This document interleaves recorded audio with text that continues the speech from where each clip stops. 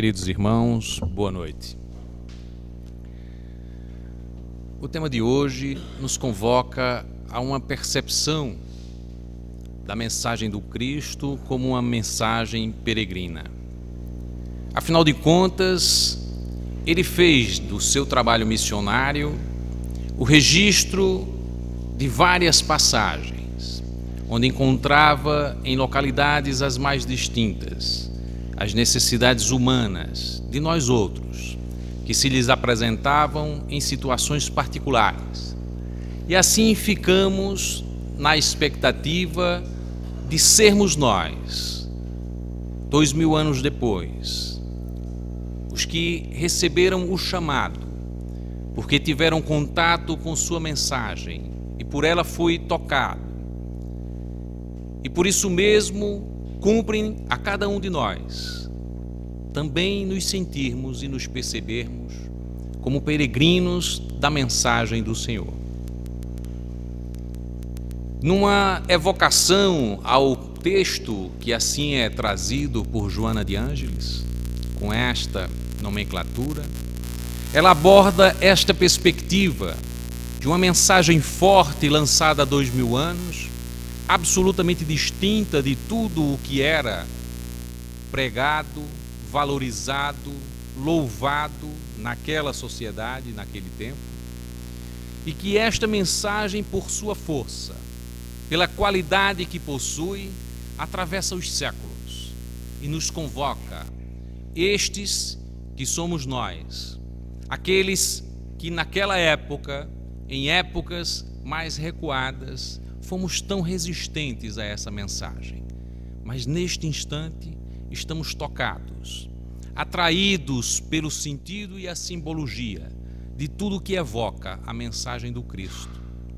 Se ele há 2000 anos nos aparece como um peregrino do Criador da terra e dos céus, somos nós hoje convocados a sermos também peregrinos e cantarmos a doce sinfonia que ele nos trouxe e que vem carregando de expectativas e de esperanças os nossos corações. E é nessa perspectiva que queremos resgatar o sentido de sermos peregrinos também. Logicamente que numa outra dimensão de ser peregrino. Segui-lo não significa necessariamente situarmos-nos nos mesmos desafios e caminharmos os mesmos passos, porque as circunstâncias que as nossas vidas hoje oferecem são um tanto quanto distintas, e porque já não precisamos mais passar pelos mesmos desafios que os primeiros cristãos enfrentaram.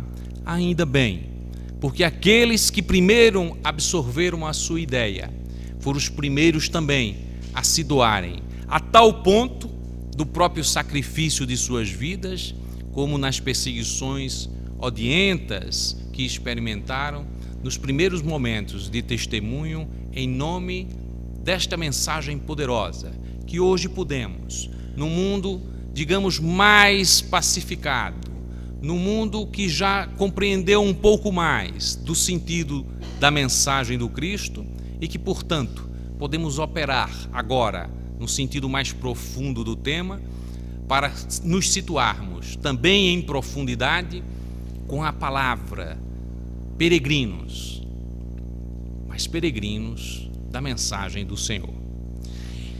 Neste sentido, é importante destacarmos que a atração exercida pela mensagem do Cristo, ela traz para toda a sociedade aquela mesma ideia que tantos outros elementos configuram como também atrativos. Porque a mensagem do Cristo é poderosa. A mensagem do Cristo mobiliza a muitos e em muitas regiões. E por isso mesmo, ela já nos dá uma ideia inicial do poder da mensagem. E muitas vezes a pessoa se atrai muito mais pelo poder da mensagem do que pelo conteúdo da mensagem. E é preciso que nos identifiquemos de que forma nos sentimos atraídos pelo Cristo.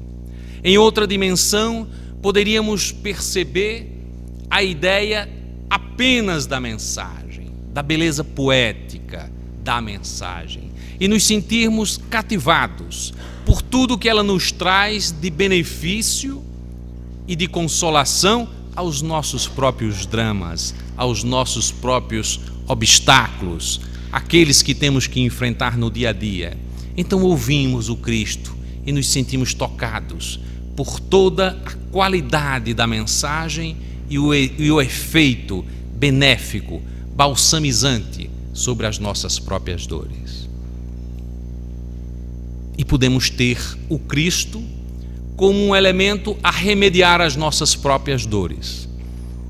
Mas ainda num sentido ainda mais profundo da percepção, poderíamos ter o Cristo pelo seu chamamento e pelo seu exemplo.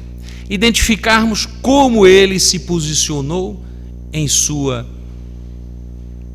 estada na terra entre nós e buscarmos identificar comparações possíveis entre os desafios que ele enfrentou e os desafios que nós enfrentamos, para nos percebermos em condições de recepcionarmos essa mensagem e darmos uma direção nova à nossa própria vida. Então é neste sentido que nós gostaríamos de trazer para a reflexão no dia de hoje, deste significado de nossa aproximação, para vermos se realmente temos a condição de exercer esse chamamento que nos fez atraídos pela mensagem do Cristo e sermos, pela própria vocação desta mensagem em nos tocar, sermos também peregrinos da mensagem do Senhor. Ora, não é de hoje que se aproximam do Cristo aqueles que se acham já vocacionados para assumir uma atividade operosa pela mensagem do Cristo.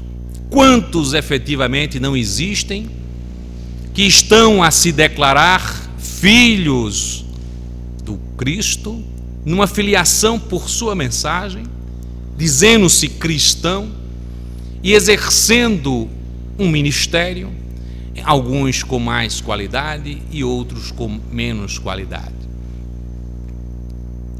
Há uma passagem que Humberto de Campos nos traz, através da psicografia de Chico Xavier, em que ele fala de algumas personalidades que apareceram e se apresentaram ao Cristo, dispostos a se fazerem seus seguidores. Eles foram trazidos à presença do Cristo pelo apóstolo André, irmão de Pedro. Ele sabia que o Cristo estava a buscar novos componentes para fazer parte de sua jornada. E ele veio com 3 destes personagens. E chega diante do Cristo e diz: Senhor, eu trouxe aqui 3 conhecidos meus que eu acho que podem muito nos ajudar em nossas atividades. E aí o Cristo, pois não, apresente-os. E ele diz: olha, por exemplo, aqui nós temos o Jacó. Ele é um homem extraordinário. O Jacó, como o senhor sabe, ele é filho daquele condutor de cabras, fulano de tal. E este personagem, ele tem uma capacidade extraordinária. Ele tem umas visões do oculto. De repente ele tem visões inclusive de antepassados, de alguns profetas. Muita gente vem procurá-lo para que ele elucide algumas das situações que se defrontam como dificuldades. Então, esta pessoa tem uma visão extraordinária e eu acho que ele poderia muito nos ajudar. E aí o Jacó já foi se apresentando para falar com o Cristo, dizendo: não, isso é verdade, eu tenho realmente umas visões extraordinárias, nem sei como é que me acontece, mas de repente eu tenho as visões e passo a relatar situações que resolvem os problemas de algumas pessoas. Eu acho que eu posso realmente cumprir uma função e me incorporar ao seu corpo de discípulos e seus seguidores, mas não posso muito. porque na realidade eu trabalho para um alto funcionário romano e certamente, quer dizer, eu tenho bons rendimentos em função dessa minha atividade, mas se ele souber que eu estou dentro dentro do seu corpo de discípulos e tudo mais, professando a doutrina, certamente que não vai ficar satisfeito e eu posso vir a perder este emprego. Então eu venho, mas venho assim meio às escondidas, não é? Mas eu não posso me doar completamente. Pelo menos por enquanto eu tenho essa atividade e eu não posso fazê-lo. E aí André disse: então, senhor, o que é que o senhor acha? E o Cristo só ficava, fazia um leve sorriso, não ofereceu nenhuma observação maior. E aí André vai e apresenta o outro. Olha, afinal de contas também tem o Menarhem. O Menarhem é o filho do Ourives e ele tem também uma faculdade extraordinária. Ele, na realidade, ele escuta coisas que ninguém ouve. E além de escutar, ele tem uns sonhos que são premonitórios. Através desses sonhos, ele pode elucidar situações, já identifica dificuldades que algumas pessoas passam a ter. Foi convocado, inclusive, por uma dama da alta sociedade romana que veio lhe procurar para que ele pudesse saber onde é que tinham sido perdidas as suas joias, de tal sorte que esse personagem, ele consegue essas resoluções, ele tem uma capacidade de ouvir coisas. As pessoas lhe procuram e de repente estão ouvindo um parente seu que já falecido. Ele é de uma capacidade extraordinária. Imagine uma capacidade dessa junto conosco, o quanto iria ajudar. E ele diz: bom, eu além disso, mestre, eu tenho que dizer alguma coisa, né? É que eu tenho um sogro que ele é muito rico, ele já está próximo de falecer e eu sou o herdeiro dele. E como herdeiro dele, eu logicamente vou ficar, né, com muitas posses e tudo mais, então vou poder realmente dar uma contribuição boa, mas eu só posso de vez em quando vir aqui, porque realmente eu tenho essa dificuldade. Se eu me apresentar, né, diante dele como um seguidor seu, ele pode me tirar desta herança, então eu realmente vou perder muito, porque é uma riqueza muito grande e tal. E aí depois André disse: o que é que o senhor acha de uma pessoa com essa capacidade? E o Cristo novamente, um leve sorriso, e ele disse: e olha, ainda tem esse outro que é o Moabe. O Moabe, ele também tem uma capacidade extraordinária, ele é escriba e ele escreve coisas que ninguém entende de onde é que ele tirou essas coisas. Os escribas ficam enciumados com a capacidade dele de escrever. De repente ele está escrevendo coisas, inclusive em línguas que ninguém sabe, nem ele próprio. Então ele tem essa capacidade extraordinária. E aí também o Moabe disse: olha, realmente, Cristo, quando eu começo a escrever, parece que vem um fogo do céu assim, e minha mão começa a escrever rapidamente, de modo que eu consigo, né, traduzir coisas que vêm do plano invisível com esta minha capacidade, e eu posso vir a ajudar, mas também não posso muito, porque eu sou muito ligado a um revolucionário, e este revolucionário, a gente só está aguardando uma ocasião propícia para assassinar o procurador romano e aí tomar o poder, né, eliminar alguns patrícios nossos que também estão ligados aí. E nesse sentido, na hora que conseguir o poder, olha, já com esse poder e tudo mais, a gente vai poder realizar muita coisa em favor da missão, né, que estamos esposando. Agora também não posso muito, eu tenho que agir assim, né, muito cuidadosamente, porque ainda não ocorreu essa revolta e nós vamos nos lançar a esse intento, não é?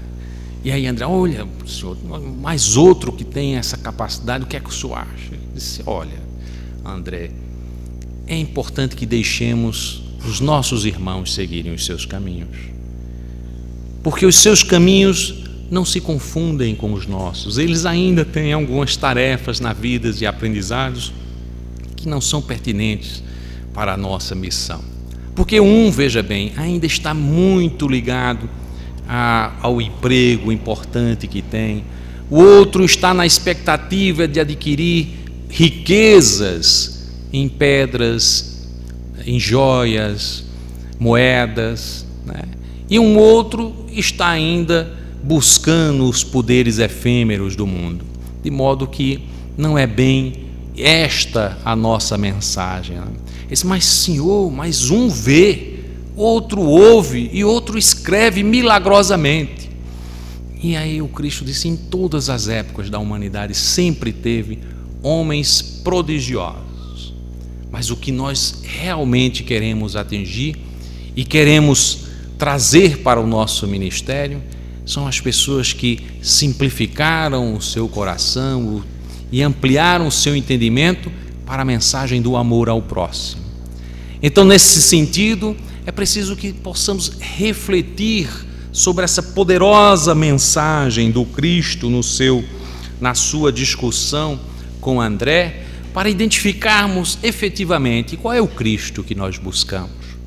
Porque não faltam aqueles que se aproximam da ideia e da mensagem do Cristo para exercer, como em todas as épocas da humanidade se fez com as religiões, de agregá-las a um projeto político, de associar-se a um projeto de poder, porque em todas as épocas a ideia de religião e a ideia de se fazer deste esforço da religião e dessa mensagem capaz de aglutinar pessoas, massas de manobras para obtenções de recursos outros que seriam aqueles derivados do poder político. De modo que não foi essa a mensagem que o Cristo nos veio trazer há 2000 anos e que se perpetua para que possamos identificar qual efetivamente foi a natureza dessa mensagem. Afinal de contas, o Cristo se apresentou a nós outros para o atendimento de nossas necessidades, dispensando completamente qualquer vinculação com o mundo político, de modo que não era possível que alguém viesse se apresentar a ele esposando qualquer tipo de ideia revolucionária para a obtenção do poder efêmero de nosso mundo. A mensagem do Cristo nunca fez nenhuma menção para a substituição dos governantes. Dizia ele: dai a César o que é de César e a Deus o que é de Deus. E a sua mensagem era uma mensagem direcionada para o nosso coração, para a reforma íntima que é necessário que cada um de nós possamos fazer para que abramos o nosso coração, as nossas percepções, a nossa mente, para, sintonizadas com o mais alto, dar conteúdo aos gestos, às ações, ao comportamento que cada um de nós efetivamente cultivamos e realizamos no contato com os nossos semelhantes. Mas o Cristo, portanto, não nos fez nenhuma distinção quanto à posição social. Falava ele com Madalena, que era tida como perdida, condenada a ser apedrejada, da mesma forma, com o mesmo sentimento, com a mesma graciosidade, com o mesmo amor e afeto com que falava com Zaqueu, o rico.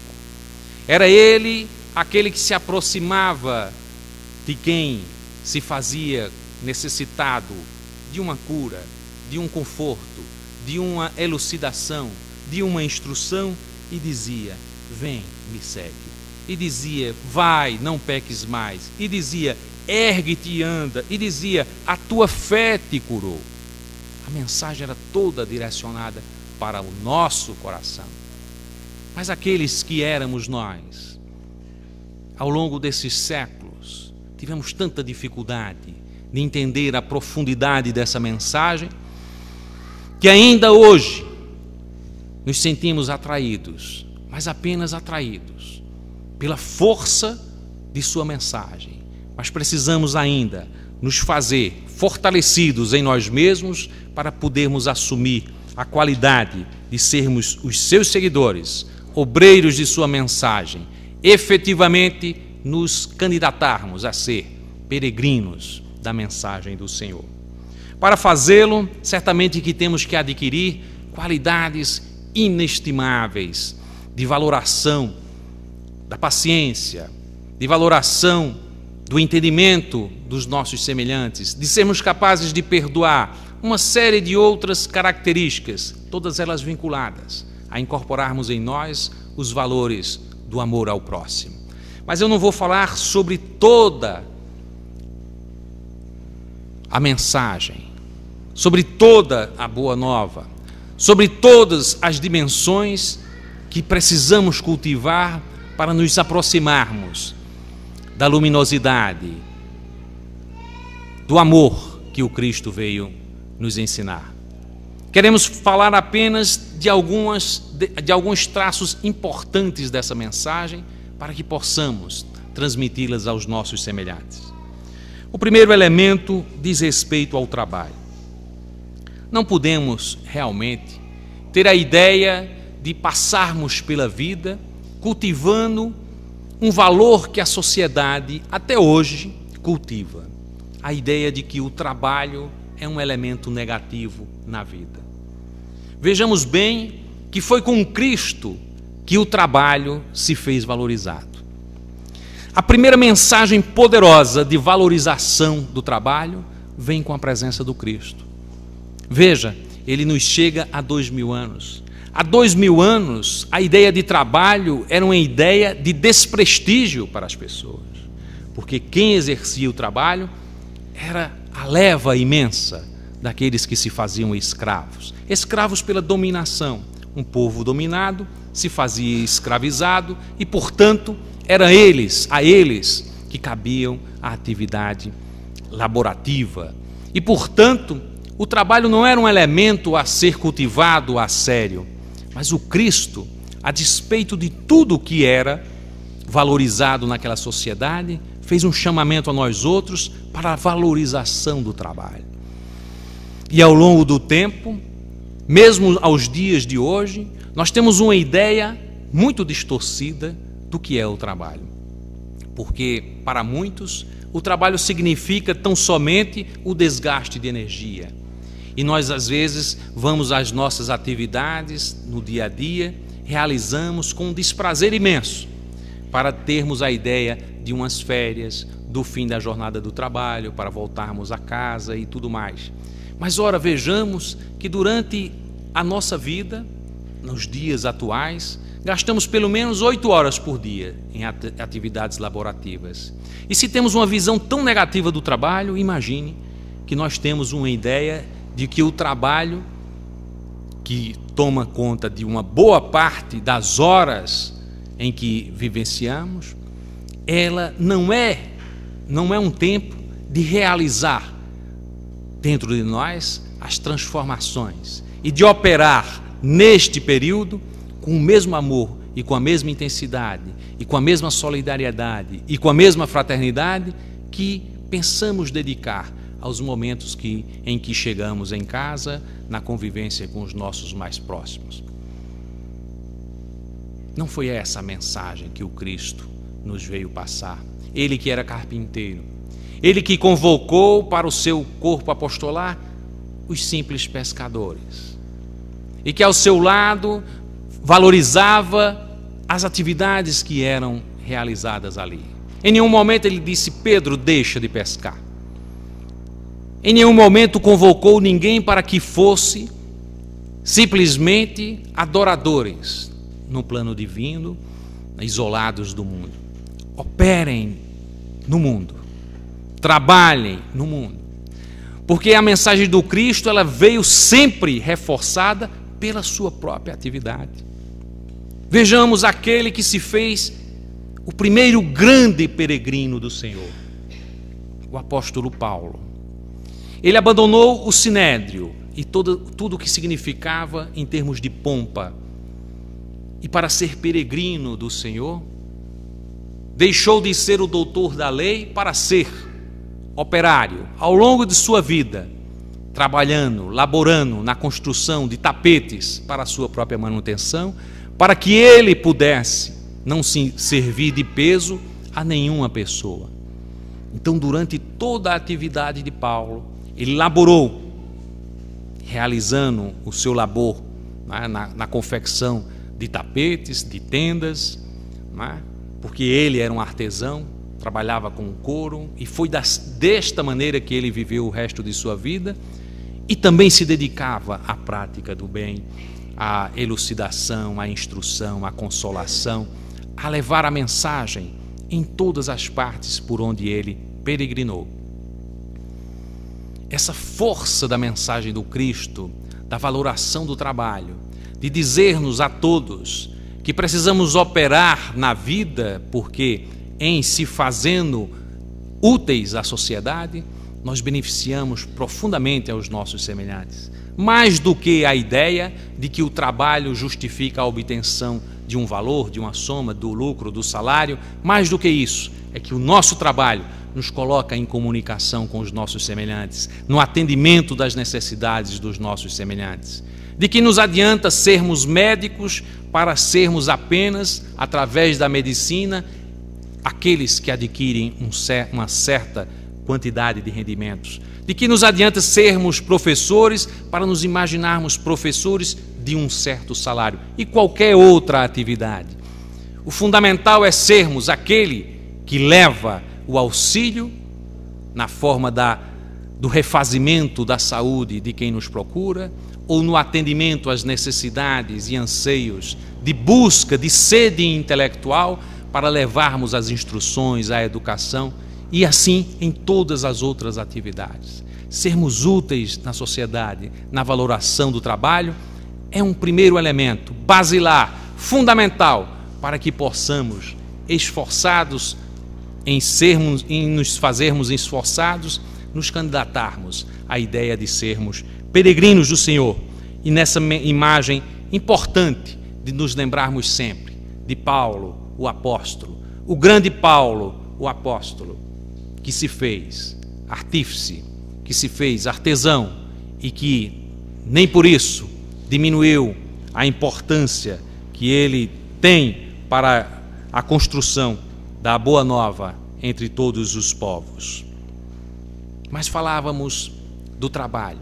Em uma outra ilustração fantástica, trazida pela psicografia de Francisco Cândido Xavier, Humberto de Campos fala sobre um personagem, o senhor Januário, e esse personagem, ele ocupava uma determinada atividade no Ministério da Agricultura. Ele já tinha obtido a condição de ser funcionário público. E a ideia de que muitas pessoas têm de, em se tendo obtido uma função de funcionário público, já se tem uma estabilidade e, portanto, está numa posição confortável perante a vida. Pois bem, esse Januário é aquela imagem trazida do funcionário público que é acalentado pela sociedade. O que não é bem verdade, temos funcionários públicos extraordinários, mas esse em particular tipificava aquele funcionário relapso e tudo mais. E o seu chefe vinha e dizia: Januário, aquele processo que eu lhe trouxe para que você pudesse dar andamento, o que foi que você fez dele? Aí disse: aquele que você me trouxe o mês passado, bom, está precisando ser analisado antes. Disse: mas afinal de contas eu lhe dei foi exatamente para isso, para que você fizesse a análise e desse o encaminhamento. Disse: tá bom, vou. Aí lá ia ele com aquela, né, dificuldade, né, de andar, né, aqueles passos vagarosos, e passa-se mais alguns meses para que o encaminhamento fosse dado a um processo qualquer lá no ministério. E o chefe, observando aquela condição dele, que não se movimentava para lá e para cá, disse: rapaz, eu vou dar um desafio a ele, porque oferecendo um desafio, às vezes a pessoa, né, se encontra, né, uma nova atividade, vai que ele não está se identificando com o trabalho aqui no escritório e tal, e colocou para atuar junto aqui à zona do Nordeste brasileiro. E passou um tempo e tudo mais, nada de notícias desse funcionário. O seu chefe disse: mas afinal de contas, o que foi possível fazer? Não foi possível fazer muita coisa, porque é uma região muito árida. Então fica muito difícil de incentivar as atividades da pecuária, da agricultura, numa região que tem dificuldades tremendas. Eu disse, meu Deus, então vamos tirar você daqui, vamos estar no sul. E a mesma coisa acontecia, e quando se observava, tinha, não, mas é porque tem muita chuva, aí não, vamos para o centro-oeste, mas só tem floresta e assim por diante. E aí depois o chefe, depois de rodar o Brasil todinho, disse, olha, você fica por aqui mesmo e tal. E assim ele foi levando a vida, carregando, porque sabia da dificuldade de ser demitido, não havia grandes possibilidades dele ser demitido, a não ser que cometesse um grande... Ele ia levando devagarzinho a sua vida e tudo mais. Até o momento em que chega um instante da sua desencarnação e ele passa ainda um bom tempo, ficava andando pela repartição lá, enquanto espírito, né, já desencarnado, e procurava falar com os seus colegas, não tinha nenhuma, né, não encontrava resposta. Licença, desculpe. E nessa situação ele vai, portanto, mais alguns anos, ele é resgatado por entidades benfeitoras, e ele diz, mas afinal de contas, eu agora identifico que eu deveria ter trabalhado mais. Eu deveria ter trabalhado mais e, portanto, eu quero uma nova chance para trabalhar, para desenvolver, porque eu tive esse tempo, mas não foi suficiente para eu me alertar das necessidades que eu tinha, né? E aí a entidade benfeitora chega e diz, olha, realmente você teve essas oportunidades, né? Ainda, mesmo depois de desencarnado, ainda quis se apoiar nos seus amigos funcionários, né? Até para o seu entendimento nas circunstâncias que você estava, mas agora você, para voltar, e é muito importante para o seu resgate, passar por novas situações, agora vai ser um pouquinho diferente, porque você teve dificuldade de entender, né, a necessidade do trabalho. Você agora vai voltar com uma certa dificuldade de paralisia e tudo mais, para entender a necessidade de se locomover, de ser operoso na vida. De modo que as lições trazidas, né, por essa ilustração de Humberto de Campos na psicografia de Francisco Cândido Xavier nos dá uma ideia da importância do trabalho. É fundamental que observemos o momento do trabalho como um momento de realização, também da função de sermos peregrinos do Senhor. Nós não somos peregrinos do Senhor em algumas horas, em alguns momentos. Nós não nos fazemos cristão apenas em frequentar um templo religioso, em vir ao centro espírita.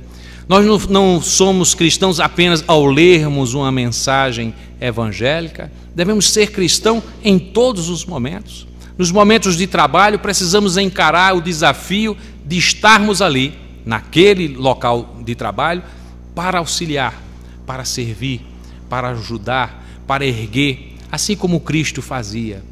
Auxiliando, vai, constrói uma nova história, identificando pontos para elevar a fé dos nossos semelhantes em qualquer quadrante de nossa vida, sejamos o que formos, pesquisadores, professores, médicos, advogados, pequeno operário, numa pequena fábrica, um motorista, o que quer que seja.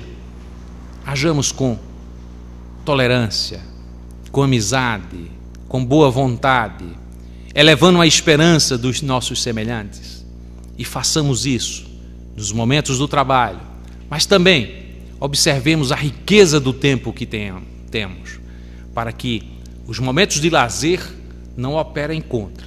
Porque muita gente trabalha, e às vezes é até operoso, mas nos seus momentos de folga, muitas vezes colocam a perder muito do que fazem. A tal ponto que Emmanuel, em uma mensagem, ele nos diz, queres saber aonde te colocarás depois da tua passagem da vida carnal? Quando desencarnares, queres saber aonde tu irás te situar? Observa o que fazes nos teus momentos de lazer. Então, nos nossos momentos de lazer, muitas vezes está inscrito o local aonde iremos nos situar depois da nossa passagem. Porque o que fazemos, o que pensamos, como nos conduzimos na vida, nos momentos de lazer. A valorização do trabalho também deve ser sentida para que não nos coloquemos a ideia do trabalho como o esforço para depois nos situarmos completamente distintos no momento do lazer para os gozos supremos, para superarmos aquele enfado, aquela situação de desgaste emocional com que nos vemos no trabalho e colocarmos numa situação completamente diferente, mas tão negativa quanto, de nos fazermos totalmente usuários de todas as dimensões do prazer nos nossos momentos de lazer. É preciso que não, com essa mensagem que eu diga, as pessoas não se situem, mas nós nunca podemos ter o lazer. Não, é preciso identificar qual é a qualidade do lazer.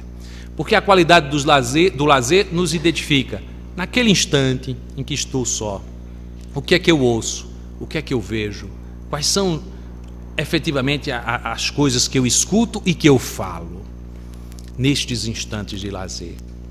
Porque há recantos, há localidades, há situações em que somos convidados a falar, a ouvir, a ver coisas que não elevam o nosso pensamento e não nos faz aproximarmos do nosso Pai. Depois há uma dimensão importante que gostaríamos de destacar, que é a ideia de alegria em nossas vidas. Aquele que é convidado ao entendimento da mensagem do Cristo deve se fazer inundado pela alegria. Ou então não há uma percepção segura do significado da mensagem que o Cristo veio nos legar há 2000 anos.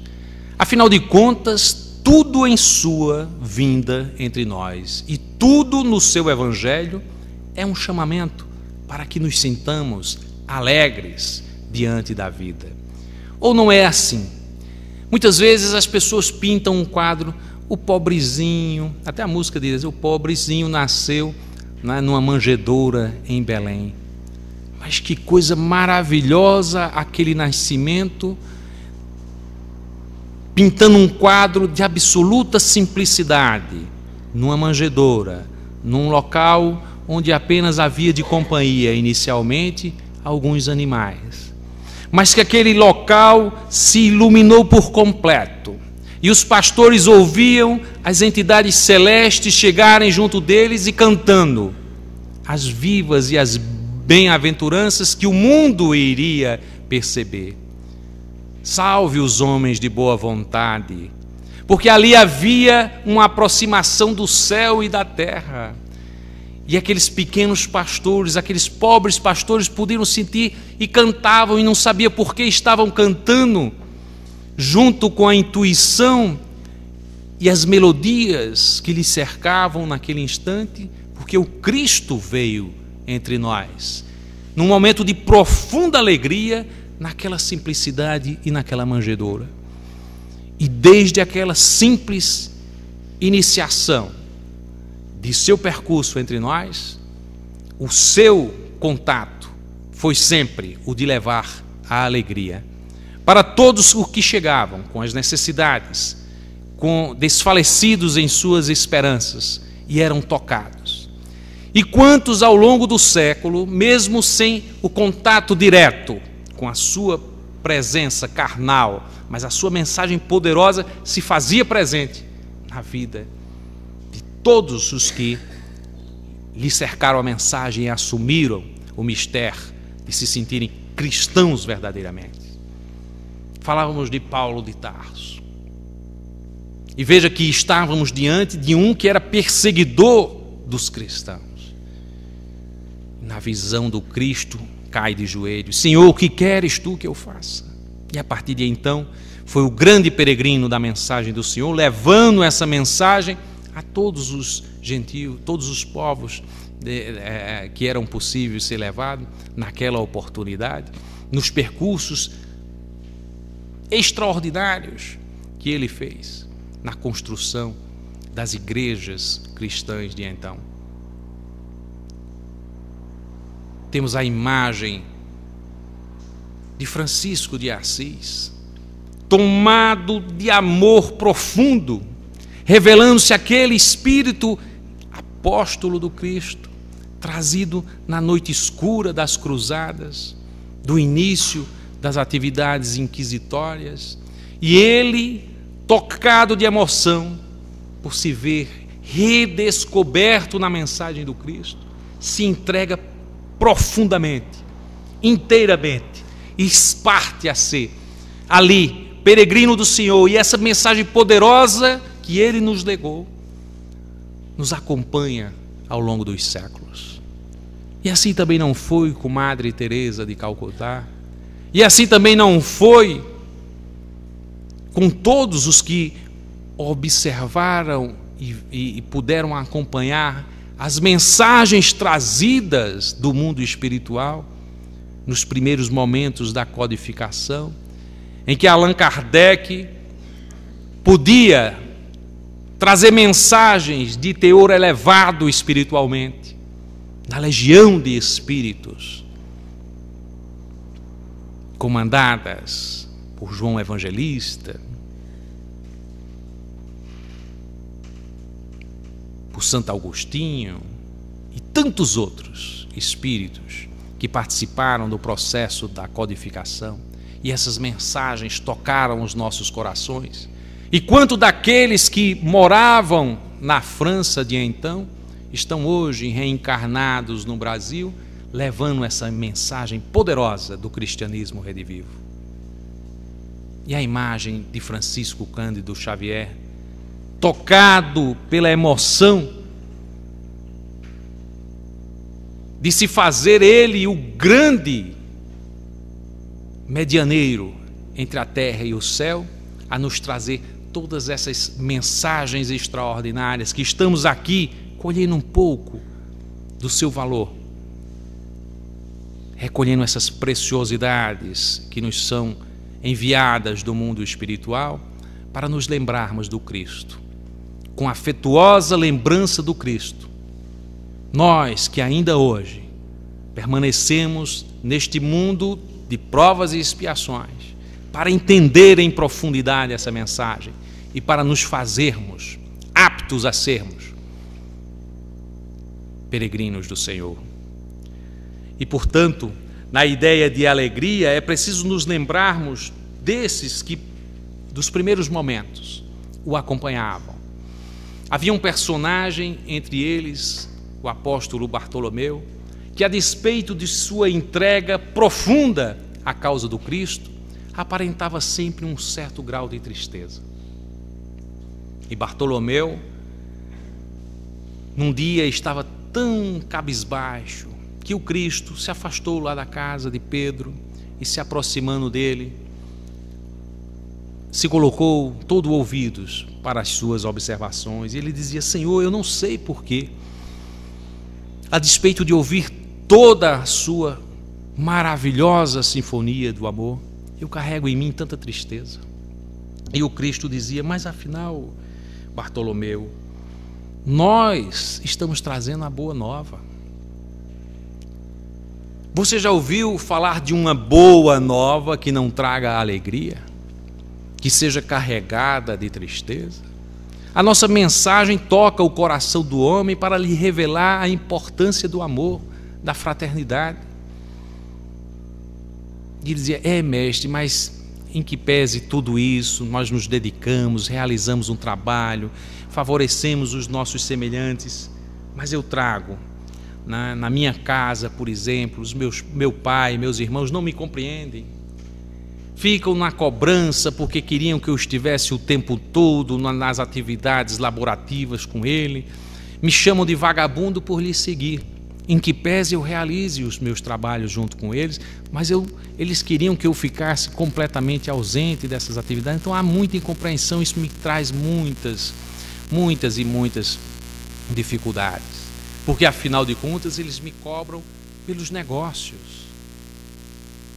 E o Cristo dizia: mas afinal de contas, qual é o maior negócio a que nós devemos nos dedicar?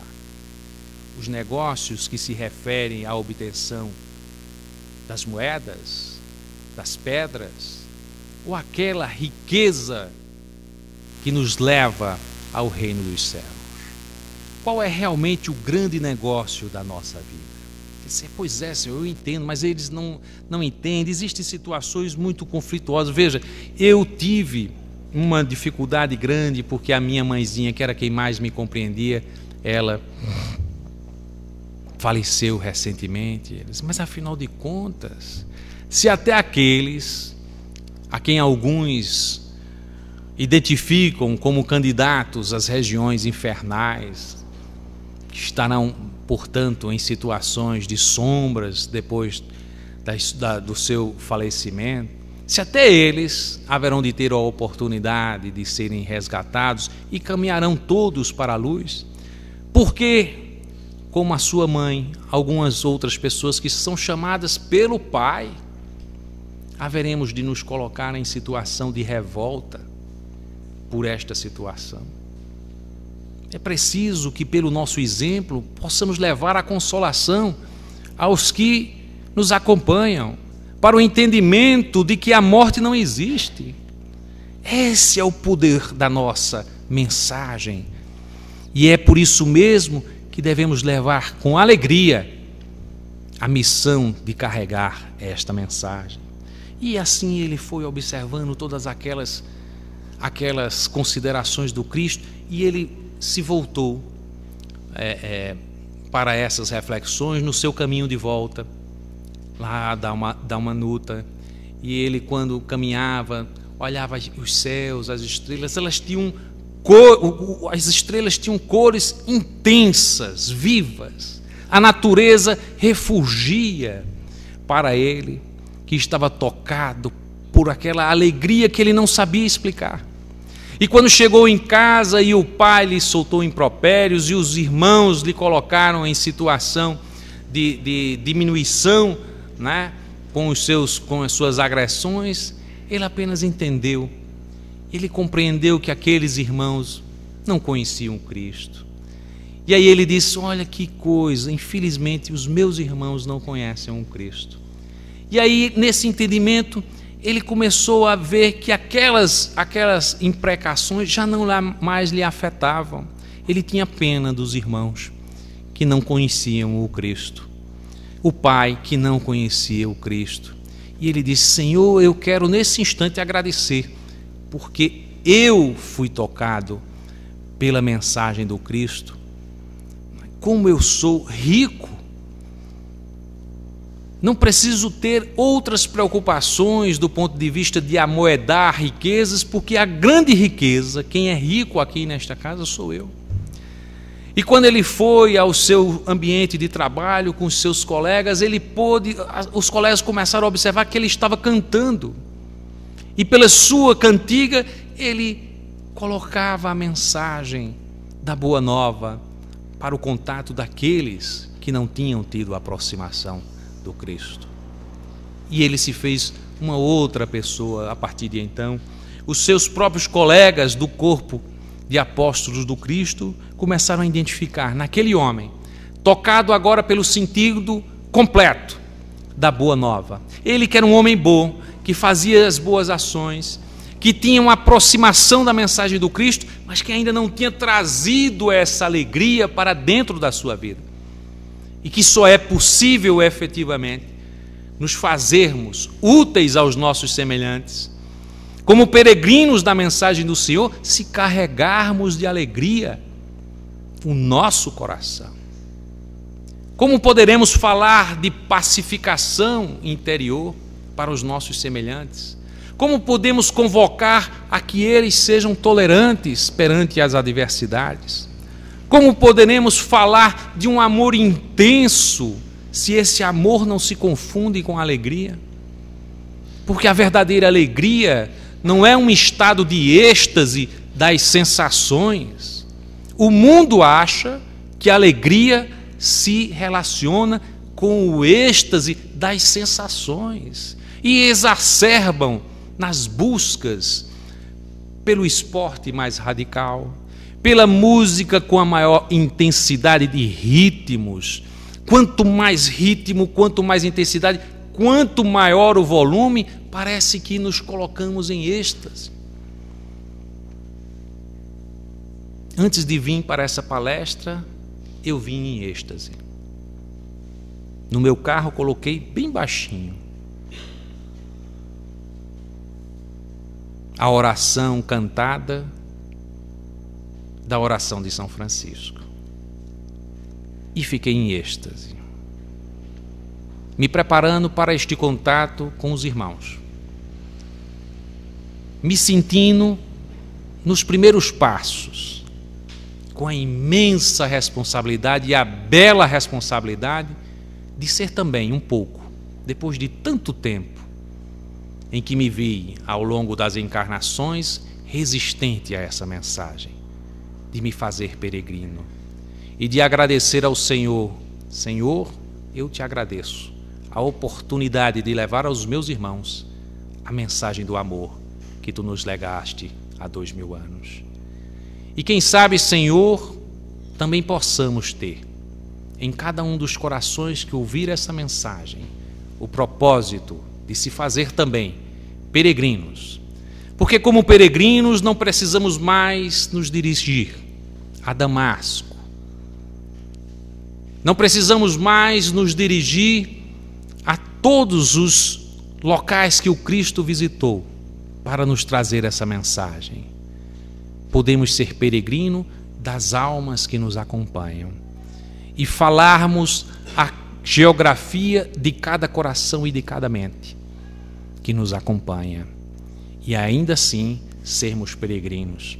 Peregrinos porque, ainda mais, no mundo absolutamente interconectado, o exemplo, a palavra, o gesto, a consolação, o amparo, o abraço, ele tem a dimensão de todos os mundos e de todos os países, porque podemos falar esta mensagem preciosa através da internet e chegarmos a corações distantes que nem conhecemos hoje. E mais do que tudo, precisamos saber, estarmos conscientes que essa emoção e essa energia que trazemos para uma casa dessa, de amor e de caridade, é também a oportunidade de nos irmanarmos com todos os nossos irmãos em sofrimento, com necessidades de esclarecimento. Os irmãos que não estão na carne, mas que estão aqui, presentes junto de nós, tão ansiosos de conhecer a mensagem do Cristo e tão decididos, portanto, a direcionar a sua vida diferentemente, porque aportaram nesta casa de amor e caridade e porque a mensagem do Cristo nos fala de amor e nos convoca sempre a sermos cada vez mais irmãos na mensagem que Ele nos levou. Que o amor do Cristo faça morada hoje e sempre no coração de todos nós.